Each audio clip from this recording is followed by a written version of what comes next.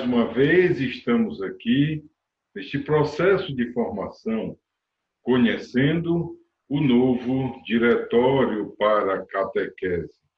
Este documento recente que foi publicado pelo Conselho para a Promoção da Nova Evangelização. É preciso que nós, catequistas, e aí se assume não apenas como sendo aqueles que têm a função específica de conduzir pessoas ao melhor conhecimento do sacramento, mas todo líder de qualquer ação pastoral, movimentos que se faça presente no ambiente eclesial. Todos nós, assim, quando lideramos grupos, quando temos alguma função que nos exige conhecer e dar a conhecer mais sobre a Igreja, exercemos, sim, o papel e a função de catequista. Hoje nós vamos trabalhar o primeiro capítulo dentro da primeira parte do documento. A primeira parte, como já vimos, trata sobre a catequese na missão evangelizadora da Igreja. E o primeiro capítulo trata sobre a revelação e a sua transmissão, com estes 4 itens: Jesus Cristo, revelador e revelação do Pai. O segundo, a fé em Jesus Cristo, a resposta a Deus que se revela. O terceiro, com a transmissão da revelação na fé da Igreja. E o último item que trata sobre a evangelização no mundo contemporâneo. Assim como devemos fazer na catequese, vamos iniciar este momento com uma breve oração. E se falamos na revelação, falamos em Jesus Cristo. E assim seria o ideal usar da própria oração que ele nos ensinou. Acompanhe comigo. Pai nosso que estais nos céus, santificado seja o vosso nome. Venha a nós o vosso reino, seja feita a vossa vontade, assim na terra como no céu. O pão nosso de cada dia nos dai hoje. Perdoai as nossas ofensas, assim como nós perdoamos a quem nos tem ofendido. Não nos deixeis cair em tentação, mas livrai-nos do mal. Amém. E assim continuamos reunidos em nome do Pai, do Filho e do Espírito Santo. Amém. Vamos então abordar passo a passo, a cada semana, o que está ali no conteúdo do documento. Começando pelo seu capítulo 1, a revelação e a sua transmissão. Lembra-nos o documento que, habitando como homem entre os homens, Jesus não somente revela os segredos de Deus, como também leva a cumprimento a obra da salvação. Então é por isso que, enquanto pessoas orantes, enquanto pessoas que se colocam no seguimento de Jesus, nós temos que entender, compreender a função de Jesus e o nosso relacionamento com ele nesta vida. E isso também devemos ensinar àqueles que nos buscam, aqueles sobre os quais nós somos responsáveis. Cada um daqueles que nos são entregues para uma liderança, para uma condução de catequese, nós devemos ajudá-los a compreender isso. É preciso ter um encontro pessoal com nosso Senhor Jesus Cristo, porque é nele que se faz toda a obra da salvação. No número 13, o documento assinala a seguinte proposição: Deus revelou o seu amor, e do íntimo do desígnio divino brota a novidade do anúncio cristão, a possibilidade de dizer a todos os povos: ele mostrou-se, ele em pessoa, e agora está aberto o caminho para ele. Então, veja bem, é preciso que a gente compreenda, é preciso que se dê a compreender que Jesus Cristo é uma pessoa, a palavra de Deus, o Verbo que se fez carne, veio a nós como pessoa e ainda vem. Veio a nós e ainda vem. Mostrou-se, é chamado também assim como o rosto da misericórdia, que deu, rosto da misericórdia do Pai, que deu-se a conhecer pelo Filho, o Pai, a todos nós, na presença de Jesus em nossa vida. E o número 14 nos lembra que o anúncio cristão comunica o desígnio divino.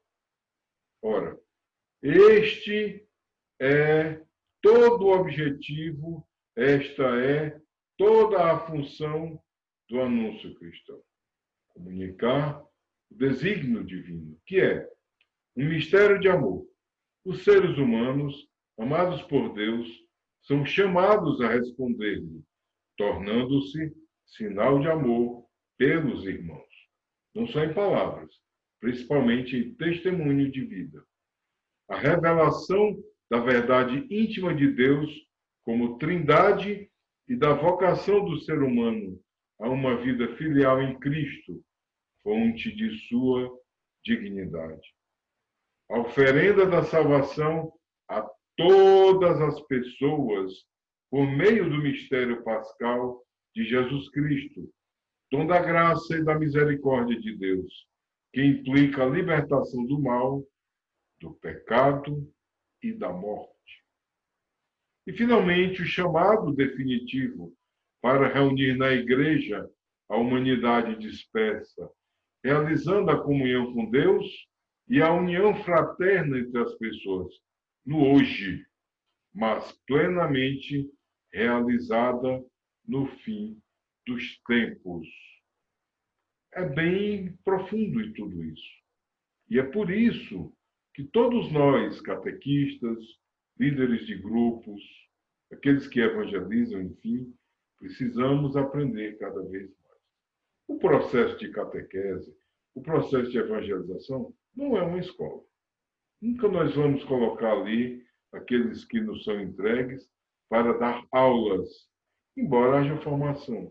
Mas é principalmente um lugar e um momento de uma relação fraterna, forte, santa, na qual nós conduzimos as pessoas a caminhar conosco para compreender a mensagem. No entanto, nós, catequistas, precisamos sim de formação. Os líderes também, quanto mais bem informados estiverem, tanto melhor conseguirão dar conta da missão que a eles é entregue, seja qual for o caráter e a natureza do grupo a que pertence. No número 18, a fé cristã é, primeiramente, acolhimento do amor de Deus, revelado em Jesus Cristo, adesão sincera à sua pessoa e uma livre decisão de caminhar em seu segmento. Aqui está colocado o que se fala na estrutura, na teoria catequética, como dois pontos importantes. É o querigma, o anúncio do amor de Deus. O convite para que se possa conhecer a Deus e aderir livremente ao processo de salvação. E assim caminhar seguindo nosso Senhor Jesus Cristo. É o seguimento. Após o querigma, o fruto que se espera é o seguimento, para posteriormente se dar a conhecer mais e a fazer o processo mistagógico, porque ali se conduz a uma aproximação maior ao mistério de Deus, e, finalmente, de forma muito natural, obtém-se a conscientização e a adesão ao serviço. Aí também está colocado. Esse sim a Jesus Cristo abrange duas dimensões: o abandono confiante em Deus e o consentimento amoroso a tudo que ele nos revelou. Então, é o que acontece como consequência natural. Quem se entrega a Jesus Cristo faz o seu seguimento após esse reconhecimento do amor, aproxima-se do mistério de Deus e passa a servir cada vez melhor.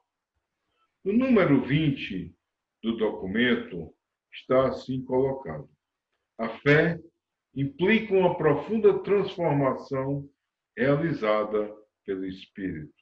Então, há também essa dimensão de que nós precisamos aprender a ser conduzidos pelo Espírito Santo de Deus.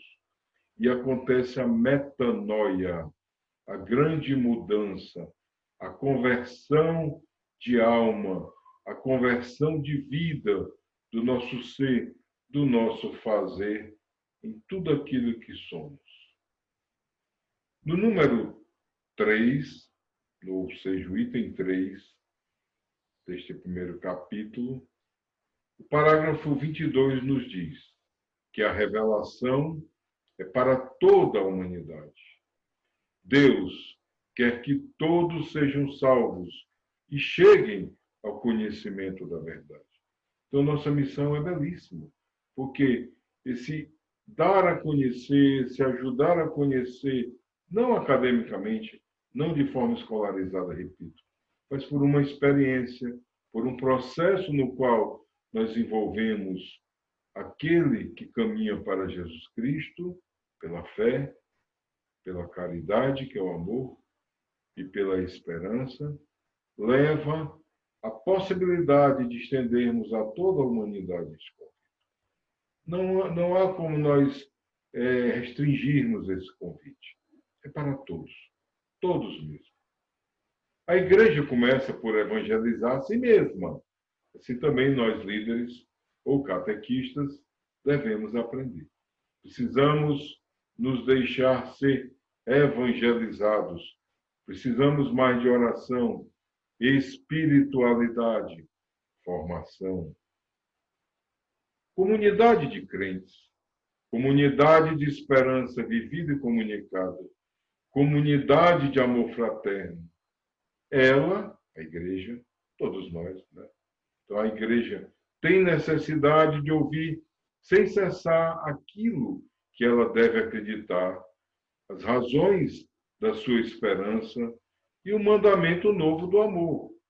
Ela tem sempre necessidade de ser evangelizada, se quiser conservar frescor. Ou seja, se nós queremos ser sempre uma igreja nova e renovada, se nós queremos anunciar o Evangelho, é preciso que isso aconteça. Daí todo o esforço do Papa atualmente. O Papa Francisco, como os papas recentes, sempre nos chamam a conversão, a renovação, a igreja missionária, que o Papa sabiamente colocou o conceito e o nome de igreja em saída.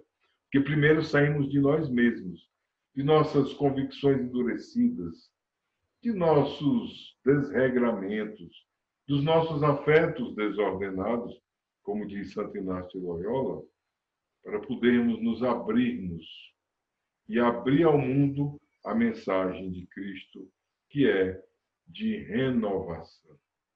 Está sempre trazendo o novo, porque Deus faz novas todas as coisas. O número 29 nos lembra que evangelizar não significa prioritariamente levar uma doutrina. Aquilo que eu já disse.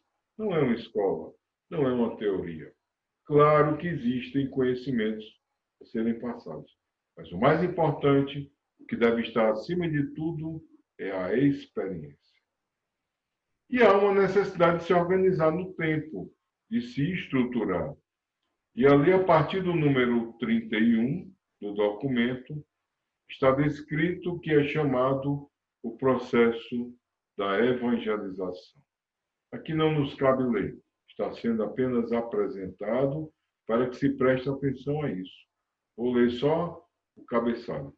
A evangelização é um processo eclesial, ou seja, que envolve toda a igreja, inspirado e sustentado pelo Espírito Santo, por meio do qual o evangelho é anunciado e se espalha pelo mundo. E aí, o processo de evangelização na igreja é descrito através de algumas funções, de alguns modos com que ele é realizado. E o número 32 lembra que a evangelização tem várias etapas e momentos que podem ser reiterados, se necessário, a fim de dar alimento evangélico mais adequado ao crescimento espiritual de cada pessoa ou comunidade. Observa-se que esses não são meramente passos sucessivos, mas também dimensões do processo. Vamos agora falar sobre a evangelização no mundo contemporâneo. Isso é uma situação interessante da igreja, porque a igreja, embora tenha 2000 anos, uma tradição riquíssima ao longo dos séculos, ela se renova e se atualiza para poder esta mensagem estar adequada ao mundo em que vivemos, ao ambiente, à situação cultural.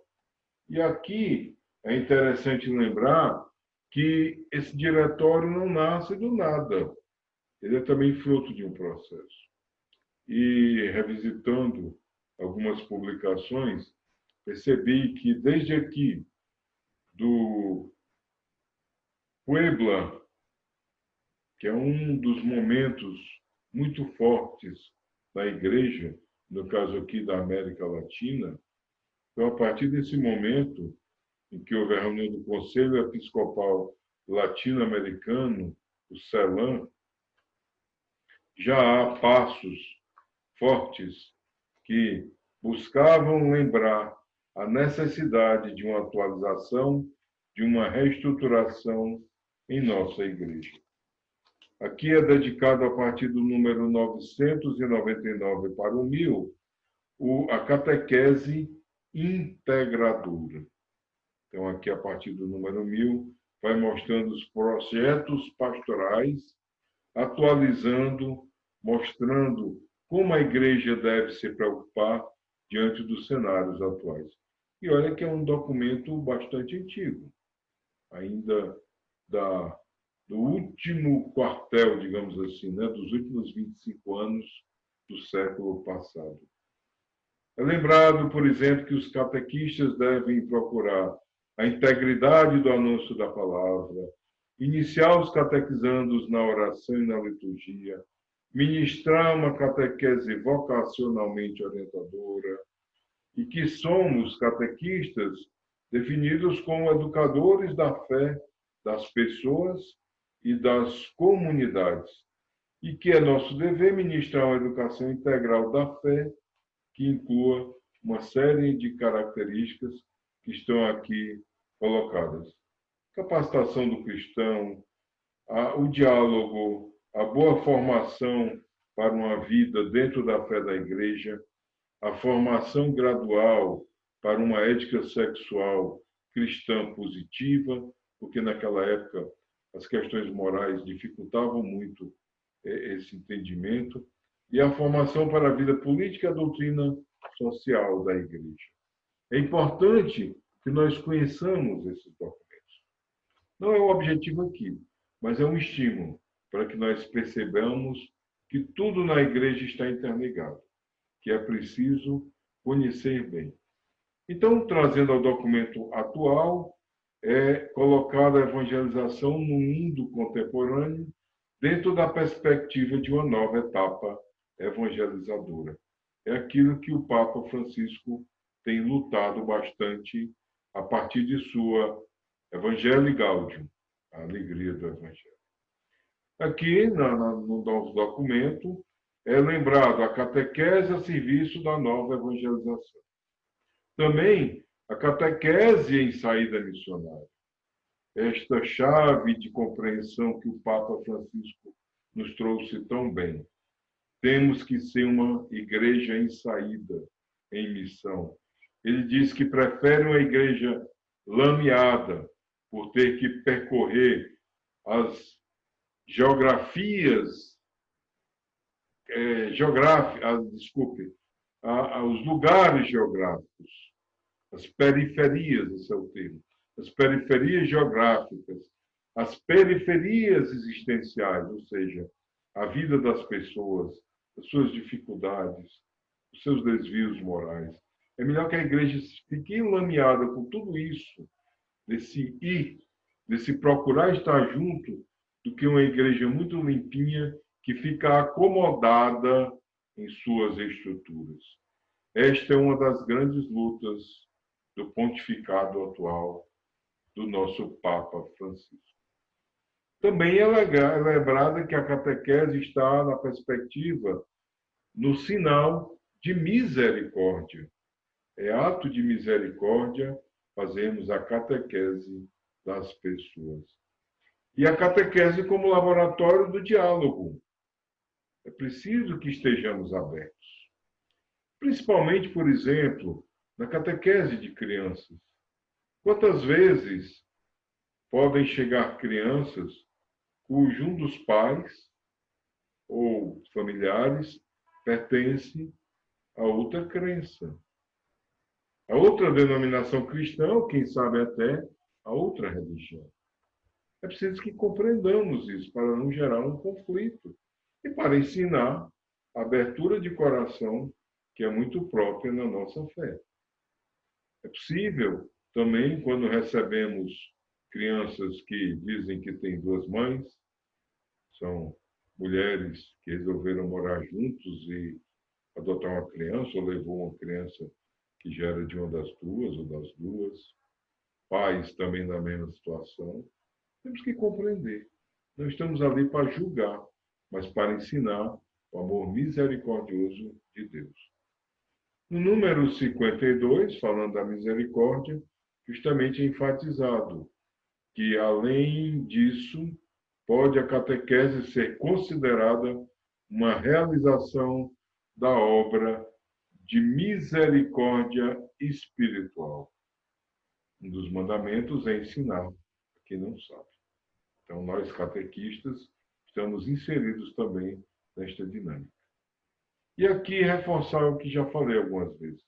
Precisamos perceber, precisamos nos deixar catequizar também pelo Papa Francisco. Que a catequese, por excelência, o catequista é o bispo. E, dentro do colégio episcopal, o Papa é seu líder. Então, precisamos compreender aquilo que a visão geral do Papa Francisco, sua experiência, seu ensinamento tem a nos confortar e a melhor nos ensinar a amar e servir para a glória de Deus, porque esta é a nossa verdadeira função no serviço da Igreja. Assim cumprimos o primeiro capítulo do novo diretório para a catequese e vamos continuar cada semana explorando um conteúdo. É sempre bom lembrar que a leitura é necessária, cada um no seu tempo, no seu ritmo, mas bebendo dessa fonte, para que também possamos gerar uma unidade, uma sinodalidade. Vamos caminhar juntos naquilo que a Igreja nos pede. E a oportunidade deste vídeo, como tantos outros, é de poder escutar quando às vezes não há tanta concentração. Inclusive, a metodologia que é aplicada é feita de tal forma que mesmo quando exibe-se slides, trechos escritos, sempre é lido, porque você poderá estar numa atividade caseira, ou até mesmo dirigindo, e apenas colocar ali o celular para escutar, não se desviando, é claro, da atenção. Mas você poderá escutar como se fosse um rádio, um programa de rádio. Apenas ouvindo, certamente será possível captar a mensagem. A parte visual ajuda, ela fixa, ela ajuda a acompanhar, mas ela aqui não é necessária. A ideia é facilitar para que possamos aproveitar o tempo melhor e cada vez mais aprendermos e amadurecermos em nosso papel de liderança, de evangelizadores, de catequistas. Se gostou, ajude a propagar este momento, ajude a propagar este vídeo e também pesquise nosso canal. Há outros vídeos, estamos ao longo do tempo também, paralelamente, já começamos há alguns meses, tratando dos documentos do Papa Francisco referentes ao seu ensinamento, ao magistério da Igreja. E tudo aquilo que a gente aprende, e tudo aquilo que reforça o nosso conhecimento e que ajuda a nossa fé, é importante para o nosso serviço. Mas vamos sempre lembrar, é importante também o desenvolvimento da espiritualidade, o conhecimento da palavra de Deus, a liturgia com seu riquíssimo valor, presença constante na Santa Missa, que é a oração por excelência da Igreja, e é o momento que nos renovamos em comunidade, nos encontramos de forma mais forte e segura com nosso Senhor Jesus Cristo. Terminamos também com oração, pedindo a Maria que nos ajude a fazer como ela, a guardar tudo no coração. Ave Maria, cheia de graça, o Senhor é convosco. Bendita sois vós entre as mulheres, e bendito é o fruto do vosso ventre, Jesus. Santa Maria, Mãe de Deus, rogai por nós, pecadores, agora e na hora de nossa morte. Amém. Até a próxima.